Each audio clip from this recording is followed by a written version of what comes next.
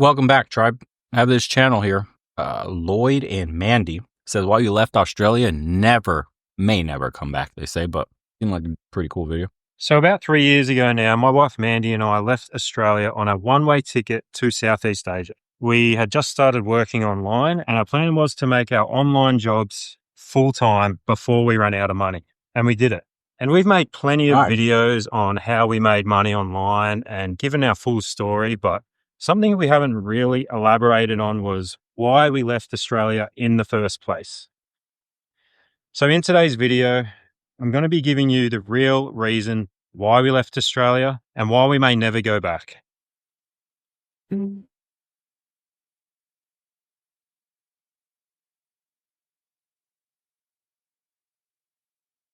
Beautiful place, dude. All right, we might as well get straight to it. It's no secret that Australia is one of the most expensive places to live in the world. It's actually been ranked in the top 10 most expensive places to live in the world for like 10 years now. And although Australia does have some of the highest wages in the world, it still doesn't match up with the increasing price of houses in Australia. In fact, it's almost impossible for young people to buy a home in Australia in 2024. Basically the whole West. Yeah. Australia, bros, you're suffering from the same problem we all are, eh? Crikey. Let alone rent a place. And that's especially if you're living in a major city like Sydney, Melbourne, Brisbane, Gold Coast, Perth, Adelaide, etc. As you can see by this graph here, the median cost of homes in Australia has skyrocketed over the last 20 years. And when you compare that to the average wage increase, well, you don't have to be a genius to figure out that something just doesn't add up here. So speaking from our first-hand experience, when we left Australia at the end of 2021, we were living in this beachside town called Byron Bay. I don't know if you've heard of it or not, but it's this quiet surf town. Well, actually, I wouldn't say quiet. It's a surf town on the east coast of Australia that has like a hippie vibe to it and has recently just become like probably the most popular tourist destination in all of Australia. And a lot of people have moved there from big cities. So Mandy, Bear, and me were all living in a studio apartment. In fact, it wasn't actually really a studio. It was just some guy's garage that he put a kitchen and a bathroom in and turned it into a studio. So this thing was probably around 50 square meters tops. Guys, that's like 60 square feet. No, 100 square feet. Oh, hold on. I'm getting confused myself. 50 square meters is what he said, right? 500, around there. Around 500 square feet. Yeah. It was like a loft. It had a set of stairs and it was all open plan. We shared a driveway and my brain is fucking mush right now. It's 9 o'clock, dude. I'm starving. And a yard with 4 other people, 2 other couples. And look, to be honest, we loved living there. The other people that lived there were amazing. And we got to live in one of the coolest places in Australia. But we were paying $2,000 a month just to live there. If you compare that to where we're living here in Thailand, we pay just over half of that per month. We have a 3-bedroom house with our own carport, a rooftop terrace, and a swimming pool, and a backyard. We also have a gardener that comes twice a week and pool maintenance as well. And we're walking distance to pretty much everything here. We don't even need a car. And so you can see how expensive it can be to live in Australia. And that was just for a rental. We honestly were thinking about buying a house when both of us were working full time back in Australia. We looked into it. We soon realized that prices of homes in the area that we wanted to live are starting at like 1.5. Oh my Lord, dude, $1.5 million. Yeah, when you see something, that's the starting price. That's how these politicians get away with this shit. It blows my mind. I don't understand how people aren't rioting in the streets and just acting all sorts of crazy. Okay, cool, you're in a beach town, but still, dude, 1.5 million Australian dollars. Just the starting price alone. What kind of wages do you need to be able to afford that? Sure as fuck isn't the vast majority of people's wages. Oh, same shit's happening in the U.S. The median home price in the U.S. shot up. I believe the price of your salary now to be able to afford the average house was something like $147,000, something insane. These last 5 years have absolutely crushed people. Something, I'm telling you guys, dude, after COVID, life has changed forever. The greatest wealth transfer that's ever happened in the last 5 years. The middle class has shrunk and almost disappeared. Everybody is basically blurred into there's the rich and then there's the poor. It's essentially the middle class doesn't really exist anymore. Either you have some or you got none. And it sucks, dude. Everybody's struggling. That's why we cover so many videos of people are saying how much they're fucking struggling. And you got the other half going like, but we're doing fine. We're working extra hard and doing this. And it's like, yeah, you bought your house 20, 30 fucking years ago, grandpa. That shit's not the same anymore as you're trying to build some wealth at their age. I know because I got priced out of a house that I was looking at. It was 1.3 mil. It was in a beautiful neighborhood. And that shit jumped up to 1.7. And then it jumped up to 2.2. And that was all within like COVID happening. And I was like, all right, cool. Just so I can't live in this beautiful neighborhood. Great. I had a successful business. I was making more money than I ever had. I was about to attain my dream home. And it just got taken right from up under me. Great. $1 million. $1.5 million. I remember growing up in the 90s and calling rich people millionaires. Do you guys remember that? Rich people used to be called millionaires. Not anymore. Now in 2024, you literally have to be a millionaire just to buy a home. So to put that into perspective, if Mandy and I wanted to buy a home for $1.5 million, we would have to save up $300,000 just for a deposit. $300,000 for a deposit. And if we did get the loan, the repayments would be about $7,500 per month. So when you take into account that the average monthly wage in Australia is around $6,600 before tax, I guess if you doubled that, that would be around $13,000 for a couple for the household income before tax. Now, if you take away taxes, you take away other expenses like groceries, transport, healthcare, you're not left with a lot after a $7,500 mortgage. In fact, I'd probably argue you'd barely be able to cover your mortgage. And then, of course, what if you want to start having a family? You want to have some kids. You know, I would like my wife to be able to take some time off to look after the kids. So now you're looking at a single income with a $7,500 mortgage. That doesn't work. And when I say $1.5 million, I'm being generous because $1.5 million in Byron Bay will get you a 2-bedroom apartment. Oh, my God. Maybe a small townhouse at best. And if you're thinking that's just Byron Bay, like it's just that particular area, it's not. Sydney was just named the second most expensive place to live in the world. Okay, we just need to take a quick break to thank Level. What? Dude, what's happening in Australia? Sydney is now the second most expensive city in the world? I had no idea that was a thing. You guys are really struggling down under. Oh, wow. I honestly, I'm shocked to hear that. I would have thought something like Bern or Geneva or, some other place in Switzerland or New York, Los Angeles, Singapore. I don't know, some shit. Wow, that's crazy. Late for sponsoring today's video and also supplying. But it isn't just housing that's expensive these days in Australia. The cost of groceries has absolutely skyrocketed over the last few years. Yeah. On average, grocery prices have increased up to 15% per year over. Does it feel like this to you guys? I swear it seems like these numbers are absolute dog shit that they're telling us. It's only gone up 15%. And this one says right here, it's 40% increase in 1 year. Supermarket beef, 57% increase in 1 year. 2022, Brussels sprouts were $3.50 per kilo or $8.75 per kilo, jumped to $13.75 per kilo. And then what was this? Fresh corn went from $7 to $9.80. These numbers feel like a lie to me. A lot of what they report as far as inflation goes, like we've only got 3% inflation. It doesn't feel like 3%, does it? To anybody? Does it feel like 3% to anybody?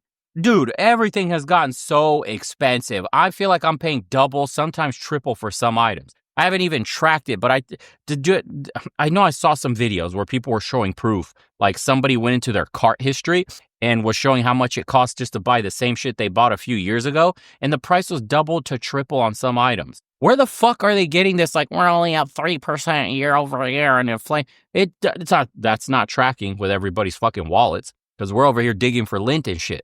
Dude, it's crazy. It's insane. My father, worked all his life, busted his ass in construction. Had he retired in America, if I wasn't able to retire him, with his fucking pension, they would be destitute. My parents wouldn't be able to survive. The pension wouldn't be enough. You would have to work until you're dead. And I'm sure there's a ton of Americans and probably everybody else in the West too, from what we saw from the UK bros, Australia bros, everybody. You have to work until you're dead, bro.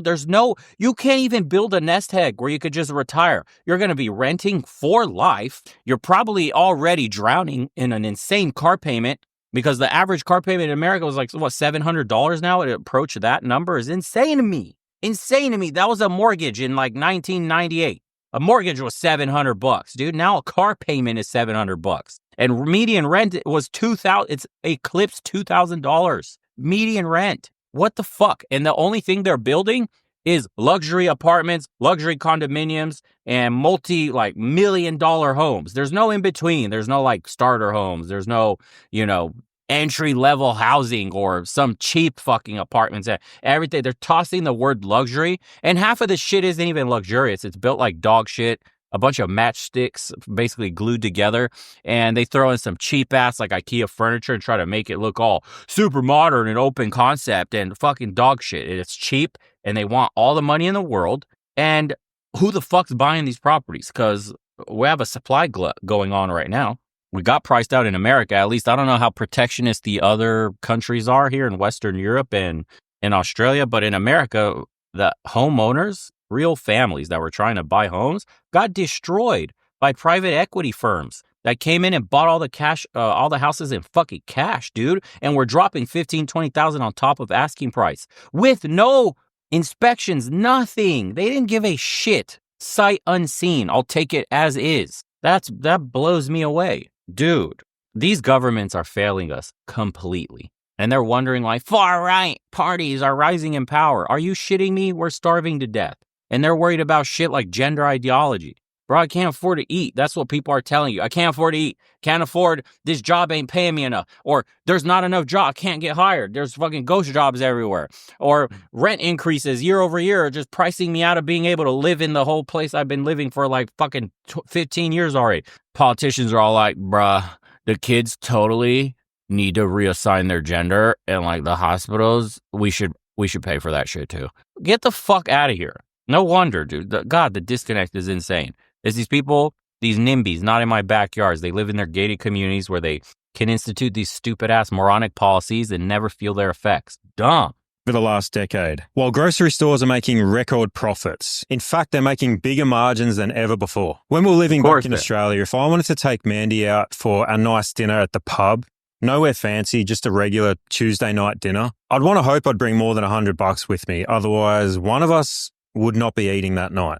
And in case you're thinking, oh, this is just another lazy millennial that doesn't want to work and wants everything handed to them, that couldn't be further from the truth. I've worked some of the hardest jobs in the world, I believe. I've worked in underground mines, oil and gas rigs, working 14-hour shifts for 14 days straight, getting 5 days off. I've worked in construction.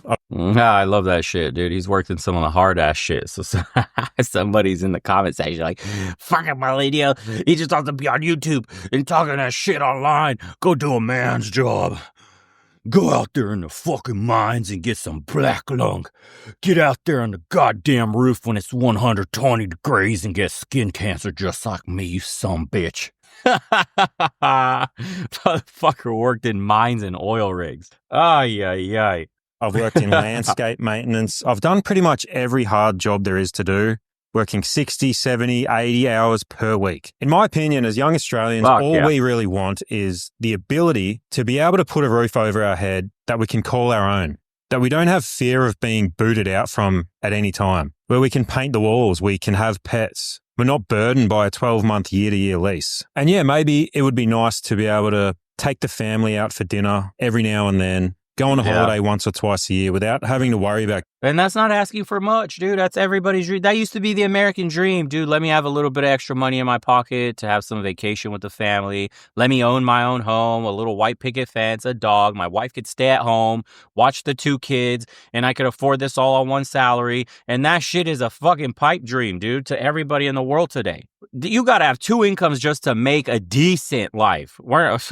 And you still can't afford to buy a house, even on 2 incomes. You see that shit? And then somebody's going to be like, well, why don't you move to the boonies then? I live 45 fucking hours away from the city. I got 30 acres and I paid 2 cents for it. You motherfuckers just want to live in expansive ass city. That's where the jobs are for every person, dude. The major economic machine, the center is in cities. If you want a high paying job, you got to be in the city. And to be in the city, it costs a lot of fucking money. That's the problem. What the fuck do you do out in the boonies? These people are crazy. Going bankrupt. Now, obviously, the whole world is going through an inflation right now, which may seem like this is an unsolvable problem. And to be completely honest, like, I am a capitalist. I'm a pure capitalist. I believe capital. Yeah, right, you fucking goddamn commie. You social motherfucking socialist making YouTube videos. You ain't a man. I worked 48 hours straight yesterday. What the fucking I ain't here bitching on the internet. Thumbs down this goddamn video. By the way, that comment worked, guys. Type 48-hour work weeks. No, 48-hour work days in the comment section. 48 hours. Just type 48. Because it actually works to beat the algorithm while it tries to suppress the channel. That video with that dude talking in his car, how he was like fed up with his life and stuff, the minimum wage job he had, that video worked. But the one after it where we didn't do that, it completely got crushed. Like worst 10 out of 10 performance, as in like bottom performing video. You could see it in the analytics. They're just like suppressing the shit out of the views. They won't let my channel get past. I have like a hard cap. And if I get, I think 2 of these videos, I'd like to test it. But I had 2 videos that were trending really well. And then they hit that cap and then it's just like flatline there. It looks so unnatural. It's not normal for a graph to look like that. You're supposed to gently roll up and peak and then you gently fall down as the views fall off. But mine just hits like this fucking cap. And then the video just stays flat like that the entire time. And then once, like 8 hours or so pass, it starts to decrease naturally. But yeah, comment 48. Let's test it. We're going to do this on like 10 videos straight to see what happens. That's insane, dude. Anyways, what are the comments down here? As someone living in Sydney, these are the things I realize. House prices and cost of living is insane. The salary will never catch up with the taxation system here. They're meant to never make you rich. The wage gap in Australia is growing wider and wider. And no matter how hard you work, it's not enough to keep up even before inflation. And more people might face a tough time in retirement. That's what I was talking about. I don't know how my old man would have retired without me. I'll be real. I don't know how a lot of other older people are making it, dude, with inflation. And they have they have one income. That's it. And it's very stable. You know what you get for the entire year, every single month. And it doesn't keep up with fucking inflation at all. This shit is crazy, dude. People are starving to death. People have to choose whether they turn on the fucking lights or the heating or skipping a meal just to survive. That's dystopian as fuck. Be honest. You should have made better decisions in your motherfucking life. I put in 48 goddamn hours every day. All right, dude. One's always got some 2 fucking cents, yeah? I'll see you boys on the next one. Comment 48, dude. Let me know. Keep sending me videos. See you on the next one.